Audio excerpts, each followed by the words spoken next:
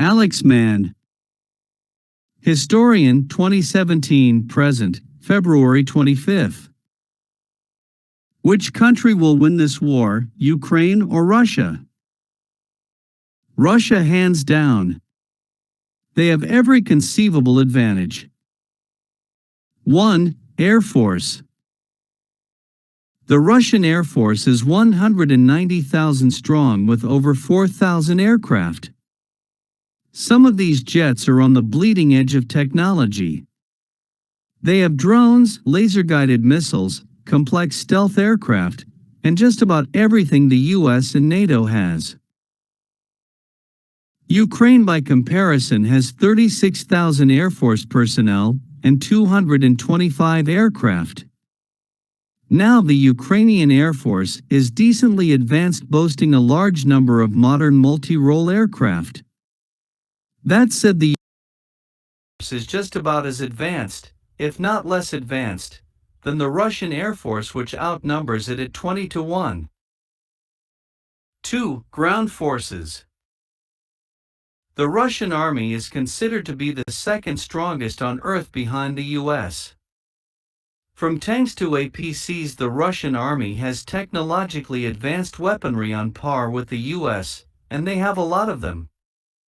In total, the Russian army is about 300,000 strong with hundreds of thousands of reserve personnel ready to be called up. Ukraine's army, by comparison, is lagging behind. While it's not horribly outnumbered, being about 170,000 strong, it is technologically outclassed. Much of Ukraine's weaponry dates back to the Cold War era, and their weapons won't fare well against modern Russian battle tanks. 3. Economy. The Russian GDP is 1.4 trillion, which is 10 times larger than Ukraine's GDP of 155 billion. Economically, Russia is significantly more advanced and thus can fund a war effort longer than Ukraine can. 4. Geography. In war, you want to minimize the amount of border you need to protect. If you leave part of your border unguarded, your enemy can move into your territory without resistance and flank around your other forces. If you have a big border to defend, you have to stretch your forces out to do so. It makes it hard to leave large numbers of men in reserve for possible counterattacks. Ukraine is surrounded. Russia is invading from the north, east, and south, meaning Ukraine has to defend practically its entire border. Additionally, Ukraine is not easy to defend. It's mostly flat with one major body of water in the center of the country. Since Russia is invading from the north, there are no natural barriers the Ukrainians can fortify to defend at least nothing significant. 5. Diplomacy. Russia has invaded. The world response has been nothing. It appears the US and NATO have no appetite for war, and neither does anyone else in the region. So far there have been sanctions, but that's it. Sanctions are not going to be effective. Putin knows that Europe relies on Russian energy resources, especially right now. He knows the sanctions will not last, just like the many sanctions of the past. Nobody is coming to help Ukraine, and so they are on their own against the second strongest army on Earth. So it seems rather grim for Ukraine, huh? Well, not so much. As of now, Ukraine is putting up a decent fight.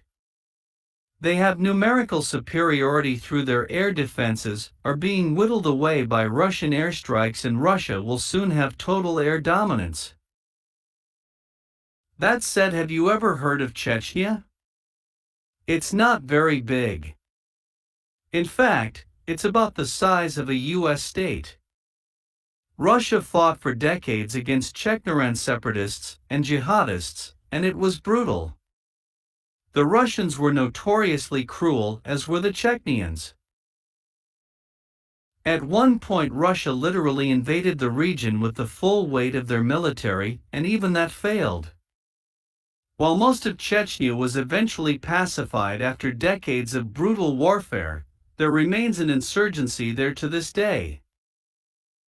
Chechnya is far smaller than Ukraine both in terms of raw size and population. We can also look to the invasion of Afghanistan as an example of what could come, but I think it's a poor example given the Cold War context. Regardless, even if Russia conquers Ukraine and establishes a puppet government, the war still isn't over. Lots of Ukrainians and Russians will oppose this puppet government and occupation. Similar to Chechnya, anti-Russian rebels and insurgents could violently and effectively resist Russian occupation for years or decades to come. With a bit of covert US support, Russia may eventually be unable to afford this occupation and be forced to pull back.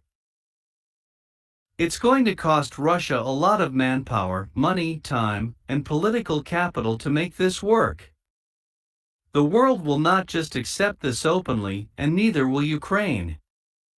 Putin is going to have to work overtime to lift the sanctions, maintain his economy, and keep control of a very large and rebellious puppet nation. I could very easily see this war and occupation becoming too much for Russia to bear, resulting in a Ukrainian victory and perhaps ending any chances for Russian domination in the region. If Ukraine can win this war or eventually push out the Russians, it would be a serious blow to Putin and the Russian military.